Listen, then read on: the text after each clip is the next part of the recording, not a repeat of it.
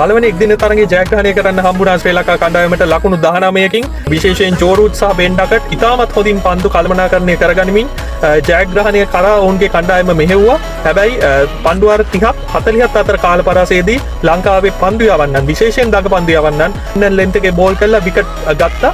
ඒ අනුව ශ්‍රී ලංකා කණ්ඩායමට ජයග්‍රහණය ලැබුණා. විශේෂයෙන්ම කියන්න ඕනේ දුනිත් වෙල්ලාලගේ all round performance එක නිසා තමයි ශ්‍රී ලංකා කණ්ඩායම ජයග්‍රහණය කරේ.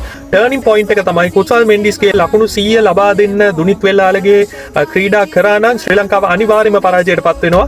හැබැයි දුනිත් වෙල්ලාලගේ chance එක අරගෙන කුසල් මෙන්ඩිස්ත් ඔහුට ඒ approval එක දීලා තියෙන්නේ නැති අවසන් පන්දු වාරයේ ලකුණු 22ක් ලබාගෙන ශ්‍රී ලංකා කණ්ඩායම ලකුණු 271කට ගෙනිච්චා. එතෙන් තමයි ශ්‍රී ලංකා කණ්ඩායම ජයග්‍රහණය කරේ. නැත්නම් අනිවාර්යයෙන්ම ශ්‍රී ලංකා කණ්ඩායම පරාජයට පත් වෙනවා. ලෝක මට්ටමින් ගත්තත් ෆස්ට් ක්ලාස් හොඳම ඇවරේජ් එකක් තියෙන පවන් රත්නායකව නම්බර 7ට එවන එක කොච්චර අසාධාරණද කියලා ඔයගොල්ලන්ට තේරෙනවා ඇති. නම්බර 4 අනිවාර්යයෙන්ම පවන් රත්නායක එවන්න ඕනේ.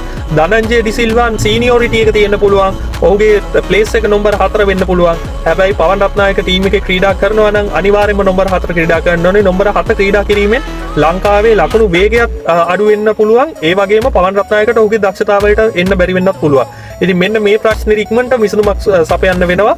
Dhananjaya de Silva spin bowling all rounder role එක කරනවා නම් ඔහුව ශ්‍රී ලංකාවේ තරඟවලට යොදාගෙන පවන් රත්නායක නම්බර 4ට ඕවර්සීස් තරඟවලදී යොදා ගන්න පුළුවන්. හැබැයි මේක අපි ප්‍රැක්ටිස් කරන්න ඕනේ. වර්ල්ඩ් කප් එකට මාසයක් තියලා පවන් රත්නායකට නම්බර 4 දීලා බෑ.